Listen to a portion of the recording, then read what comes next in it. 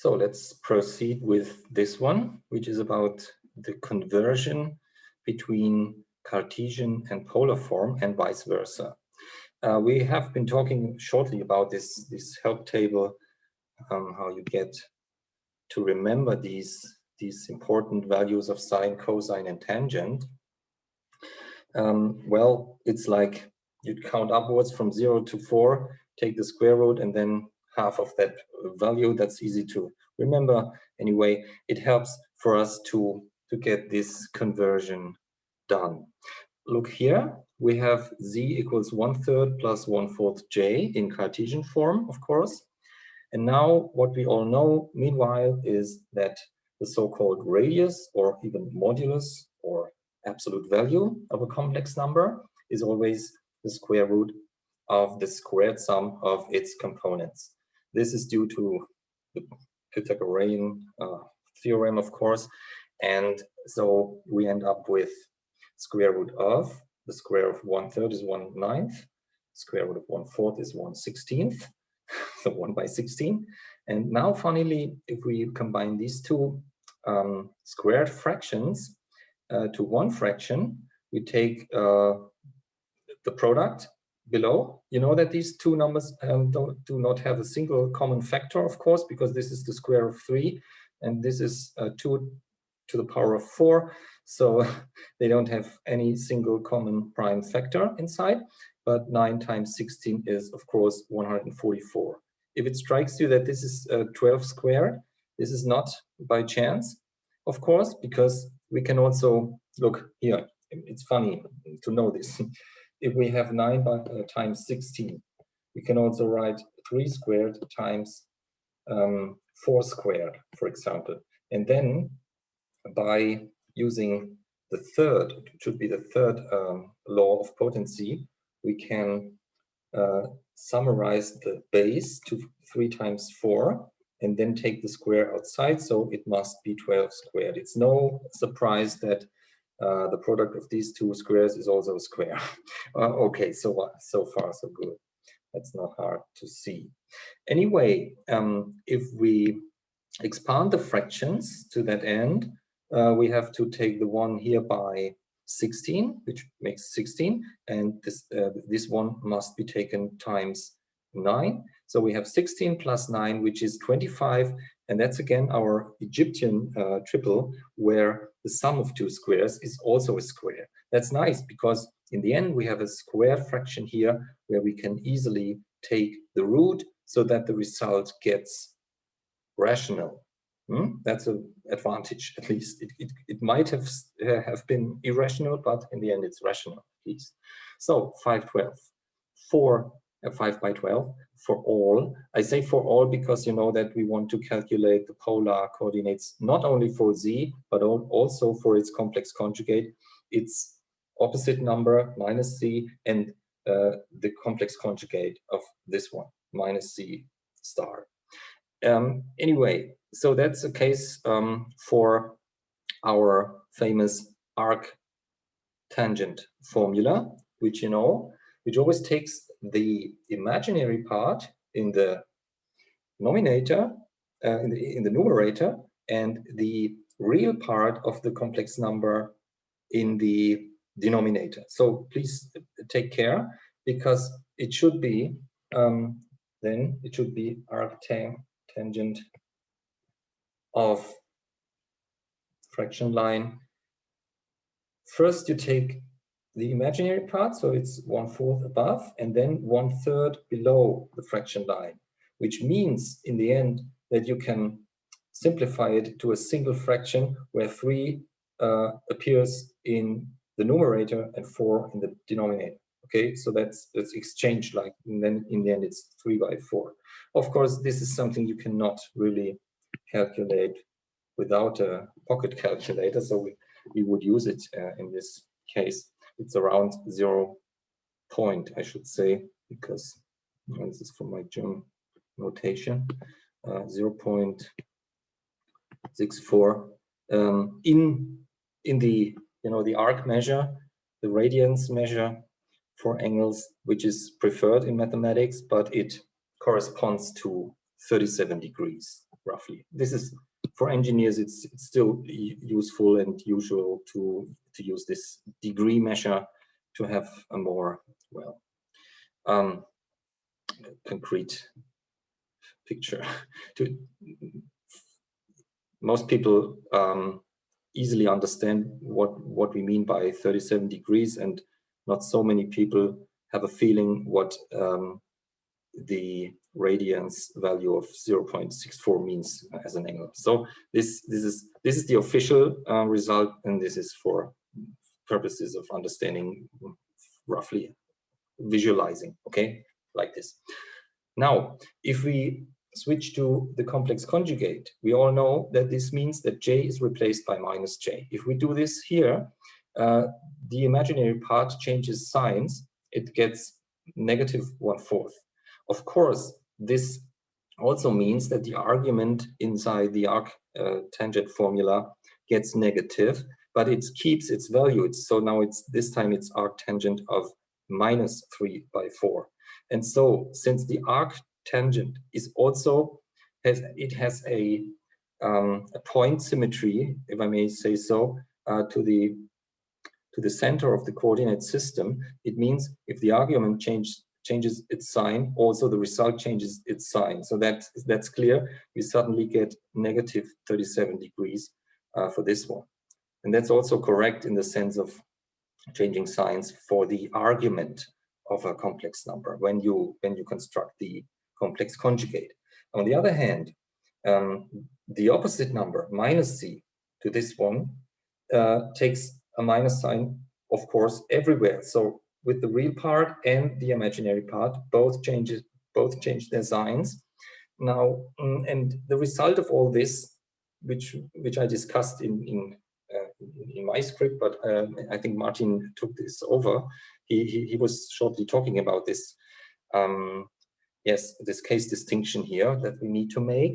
Turns out that this number must lie in the third quadrant of the coordinate system, which leads to the problem that inside this formula or this equation here, the minus 1/4 divided by minus 1/3 cancels, the minus sign cancels, and it gets the same argument again. So we would get if we just use this formula, we would get 37 degrees again, which can't be true because this is the number opposite to z. So it must have an argument which is different from this one by exactly a straight angle, okay, by 180 degrees. So the official correction you have to make here is to subtract a straight angle again in radians measure, yeah, in radians, which leads to negative 2.5. I should say point here, point.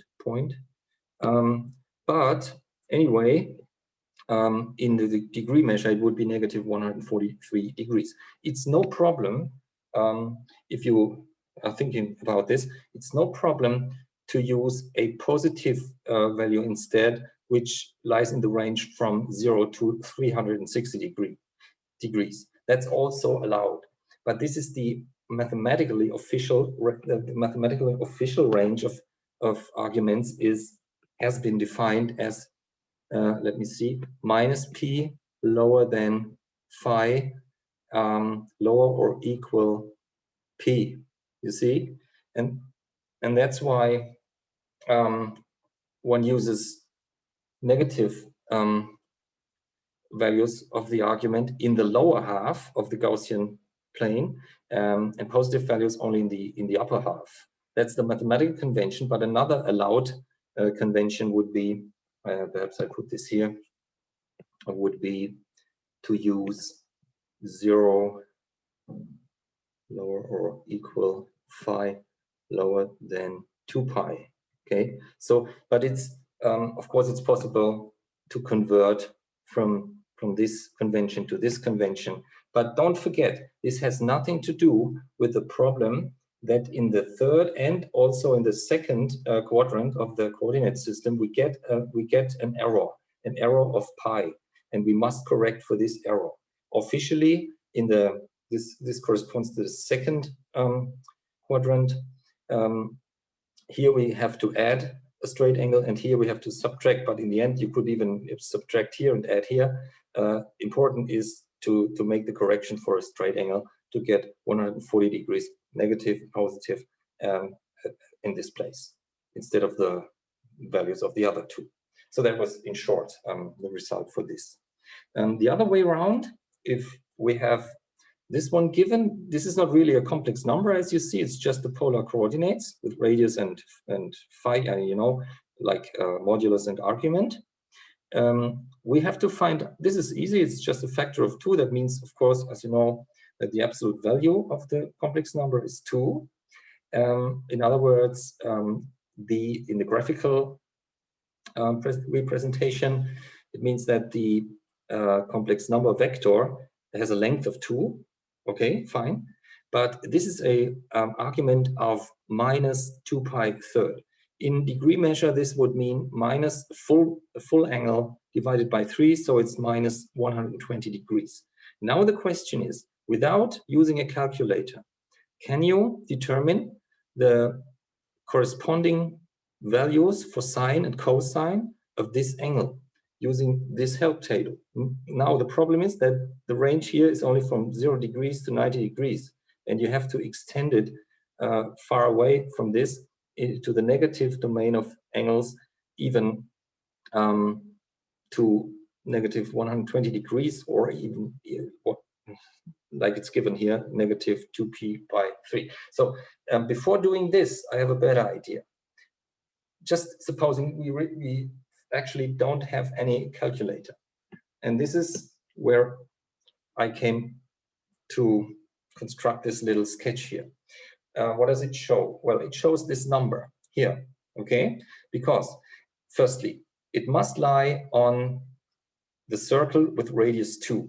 That's no question, because this is the radius factor 2 before it. I put it in exponential form, as you see. That's equivalent to the polar form. In polar form, it would have been, of course, 2 times, and then the cosine of this angle, minus 2 pi third plus j times the sine of the same angle. Okay, I don't use another parenthesis here, just for short now. Okay, that's clear that this is equivalent. Okay, let's use brackets. This is equivalent to the exponential form by Euler's formula that we can rely on. So like this, okay? But now the question is, what are the components anyway? And look, well, meanwhile, we know that in the exponential form, the argument, better speaking, the factor, which is to be seen here, multiplied by j.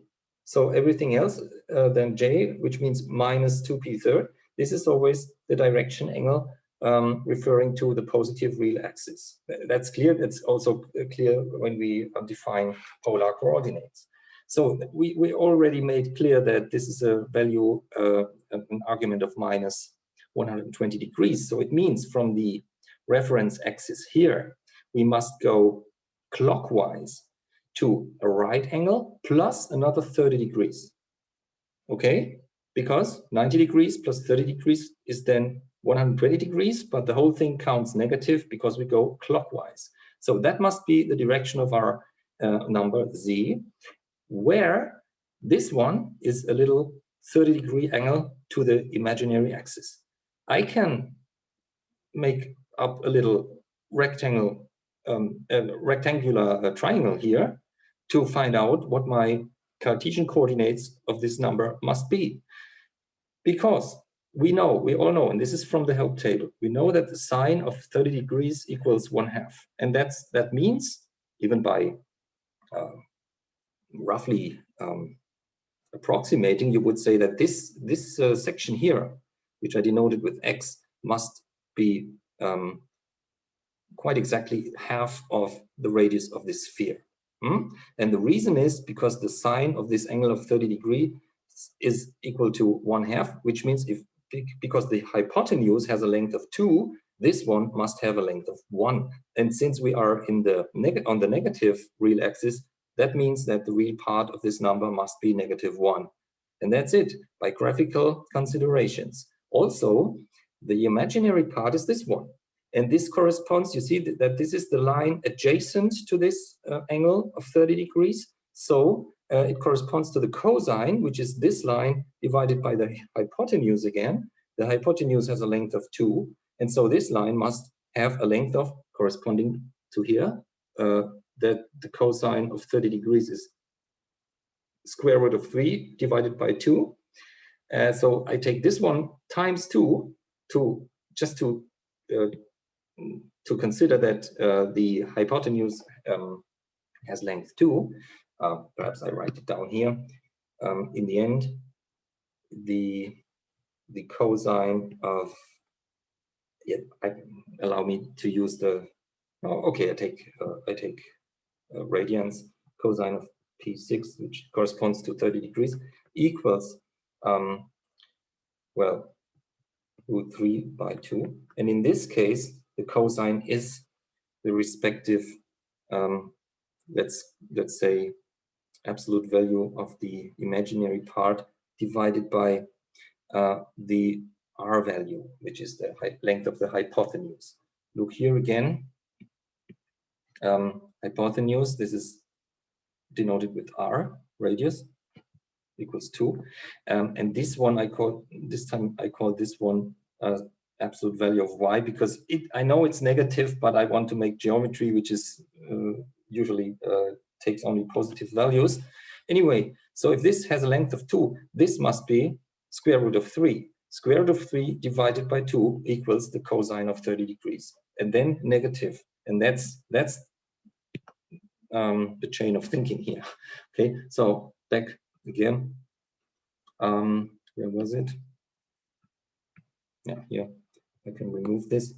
So I hope you roughly understood how I can use this help table to indirectly deduce the values of the Cartesian coordinates of that number. It's a little special method now that I've used. If you have your pocket calculator, if you may use it to this end, of course, you just type in the usual conversion formula or expressions for code. You could, I can assure you that in the end it means the whole thing is 2 times cosine of minus 2p third plus j times sine of minus 2p third. That's no question, because your calculator would tell you that you get inside here, you get for the cosine of negative 120 degrees, you will get, let me think, quite surely minus 1/2, and then plus j times minus square root of 3 divided by 2. You see? And then if you multiply, if you remove the brackets, you get minus 1 plus, no, not plus, minus square root of 3 times j. And that's exactly my result if I've also written it here. Okay, see, that's it.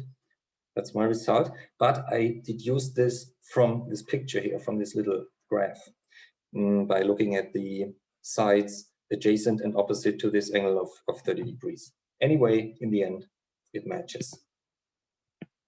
This way. Sorry.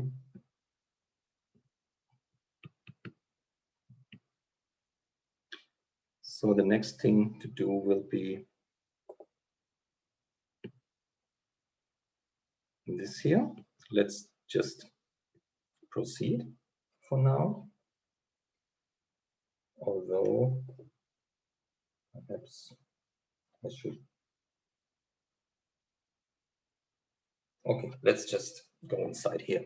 You remember we were talking about the 4th unit roots last time. That was roughly clear, so we did not really have to make a calculation here to find out that these 4 numbers are the solutions to this equation. And so case 2 is done. A little bit more interesting now is case 1, where you see that a complex constant comes inside. You remember when I said that all kinds of polynomial equations that contain only real coefficients, I'm here again, and this one contains only real coefficients like 1 and -1, have the property that complex solutions appear pairwise in the form of complex conjugates. And see here, J and -J are both solutions to this equation, and they are complex conjugates to each other. So that holds, but it does not hold here, because now we have an imaginary constant which counts as a complex coefficient inside. But still, there is a general method to solve this sort of equation, where you have some potency of Z equal to some constant, which can be complex. In this case, I do the same thing as here. I put the constant to the other side. So I have Z to the power of 3 should be equal to -J. Now, for this, we use the circle division equation.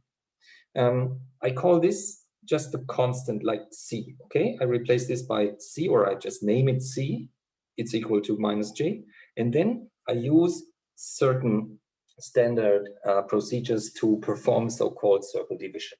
You can already see here that what we're doing is a circle division in a very direct sense. Yeah, it means that in this case the unit circle is divided into 4 equal parts, and much the same way this time we will have to divide also the unit circle into 3 equal parts. That's why it's called circle division. Okay, so what do we have to do? The first thing is we take the modulus of the constant, which is we don't need to calculate anything, because we know that -J is a unit number. So the modulus, or the absolute value of C, equals 1. That's the first step. The second step would be regularly to find solutions, would be to take the nth root of this modulus. So in this case, the third root. But since this is a 1, we don't need to do this, okay? Because it stays 1, even if I take the third root. That's the part of taking the root which comes from what we know from the real domain, and it remains what it always was, taking a corresponding root. But we also know that when multiplying complex numbers, we have this effect of adding the arguments, which means in the end, when taking the root in complex, we have to divide the argument. That's what we do. We have to divide it in equal parts. This is if you potentiate a complex number, its argument gets multiplied by the exponent that you use, and if you take the nth root, your argument must be divided by n. That's just the essential point about taking roots in the complex area, in the complex domain. So now the arcus, or argument, however I use this operator arg, of this constant has to be calculated, and it must be, I call it alpha, and it is obviously equal to -p12. What is this? This is a well, right angle, but negative. You see from this is just a symbol for potentiating J going counterclockwise, but this time to find my number -J, which is the constant in this equation, I have to go clockwise from the reference direction, you know, and since I go clockwise, it's a right angle which counts negative. So that's clear. That's its argument. Now, what are the solutions? Here, this is what I said before. To find, I could say the first solution, but it's always called Z0. So we start counting from 0 here usually. So the solution says Z0 for the first solution for this equation, or let's say the 0th solution, equals the third root of the modulus of the constant. So that's the part which comes from what we know from real numbers. And third root of 1 is 1. That's also the positive third root, but in the real domain it's the only one. And then times, now e, I use the exponential form. This is the most compact form, of course. E to the power of j times, and now I take 1/3 of the argument of the constant. 1/3 because this is a circle division equation with exponent 3. Okay, so if this is 3, I divide by 3. If it's 5, I divide by 5, and so on. In this case, I take 1/3 of minus p half, which is minus p6. And suddenly I have a solution to this equation, which should be clear. And what is it in the end? It's just e to the r. Look at this, negative p6. If you go to degree measure, this corresponds to negative 30 degrees, would be something like this. Okay, and look at this picture. I recommend anyway, make a graphical solution parallel to the calculation, because that helps you to get the orientation about what you get. Okay, so the solution Z0 must be in this direction, around roughly 30 degrees, okay, by hand. It must lie on the unit circle. I did not denote it, but we could. This is 1, 1. We know why it's the unit circle, because minus j is a unit number, and taking the root doesn't make a difference at this place. So anyway, this is our zero solution, our solution Z0. Now, to find the next solution, what do? We just turn counterclockwise around for 1/3 of the full angle. You see, it's like if this is a birthday cake, and I have 3 children, and each wants to get an equal piece, I have to turn around my knife for 120 degrees every time I make a cut. That's no question. So only by doing this, I get 3 equidistant solutions, referring to the argument. Okay, so I must add 120 degrees to this negative 30 degrees, so I end up with positive 90 degrees, which means it shows upward. And this is not by chance actually the solution Z1, which is, if I calculate it, it means I must add, what is it? It must be 2p3. I must add, right? 2p3 corresponds to 120 degrees to this one. And if I recalculate this, actually I receive, I get the result p1/2. Let's do it. p6, now minus p6 plus 2p3, which corresponds to negative 30 degrees plus 120 degrees. If I put this to nominator 6 by expanding, I have, well, also p here, pi to the other, to the right, move to the right. So then I have minus 1/6 plus 4/6, as you see. Okay, in the end it's positive 3 by 6 reduced then to 1/2, and then 1/2 times p. So it's, of course, it's a rectangle. It's a right angle, p1/2 positive. So that's no question. And another step doing the same is add another 2p3 to this p1/2, and you end up with, in that case, you see here, I turn around by 120 degrees, and then again, but since this is in the lower half of the Gaussian plane, I should officially make a correction by minus full angle, so minus 2p. You know what I mean? So that this counts negative. I could count it positive, then it would be, let me see, probably 180 plus 6, yeah, 240 degrees, I guess, yeah. No, sorry, no, that's not true. From here, 180 plus 30, yeah, 210 degrees it would be. But officially, it corresponds to negative, the corresponding value, but okay, in radians, negative 5p by 6. Anyway, this is just calculating back and forth between the different conventions. So the essential part is that this method of circle division delivers you 3 equidistant solutions. And please note, these 2 complex solutions, also this is complex, but none of them is pairwise complex conjugate to any of the others. You see, these one are not, because they have, they don't have, well, they are like mirrored to the imaginary axis, but complex conjugates would have to be mirrored to the real axis. And the reason is that the whole circle division is turned around with respect to the real axis by the influence of this complex constant here. If this were a real constant like before, then you would have the whole picture rotated so that complex conjugate solutions appear. It's not the case here. And of course, you know that you can always convert exponential form to Cartesian form. These are, you see, always the same famous numbers, 1/2 square root of 3 and 1/2 appearing if a 30-degree angle comes into play. So if you take the time, you can find also these Cartesian coordinates for the solution. And I must say that the next example, as nice as it is, we should really leave it away. You can read it and try and follow this solution, which is quite detailed. What I did here is by avoiding the solution formula for quadratic equations, because it's too well, it's not so really nice to handle with complex coefficients.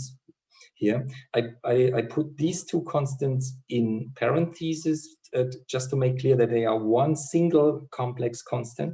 And then what I use, it's a very nice and important method, is completing the square by looking at this linear term. And this is well known from real numbers, but in the complex domain, of course, it's another thing. You have to take the square of this constant in between, which I do as a side note. And then I end up with minus 2j, which must be subtracted at this place.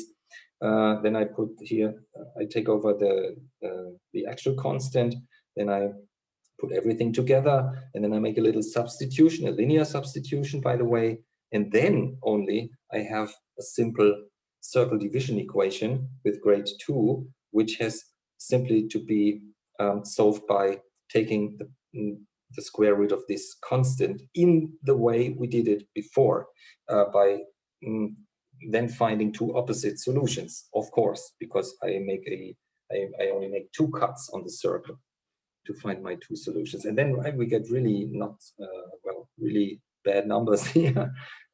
Sorry, I still use the comma here from the German notation, or from the whatever it is, European notation. You know, the separator in German is always a comma instead of a dot, and I'm quite sure that this might be irritating, so I should correct it everywhere. Anyway, what I was saying is, in the end, you have to make a resubstitution in this whole procedure, and then suddenly you find very nice and simple values again. And it's even possible to, this is what I did some time ago, and I found a graphical representation of the whole process. Okay, so here you can recognize how I divide the circle in the new coordinates even after the substitution. Okay, which I call W, the W coordinate system in orange here, and the green and the red one are the two opposite solutions by dividing the circle in this new coordinate system of complex W. But then I make the resubstitution with this blue arrow here, which is -1 plus j. I move the center of this coordinate system back by this substitution number. That's the difference between W and Z. It's just this number which I added here. And so anyway, in the end, I can see that from the perspective of the original Z coordinate system, the two solutions are exactly these two here. One of them, here, can you see it? One of them is J itself. That corresponds to the arrow of the green one here, okay? But looking from the center of the black coordinate system, this goes upwards by 1. So it's J. In the black, in the Z coordinate system, this is the number complex J, simply complex, imaginary unit J. And the red one, its arrow, from the perspective of the black origin, you see, this will be downward 3 and 2 to the right. So it's the number 2 to the right, and downward 3 means 2 minus 3j. So that was very, very short, I know, just to complete this section. This is really hard, and this is not what you have to, I guess, this is not what you have to do by your own also in the exam. And so that's too much. But that's it for now, for today, what regarding the complex numbers. And in the last section, in the last session, I will turn to systems of linear equations. You may ask some questions also now.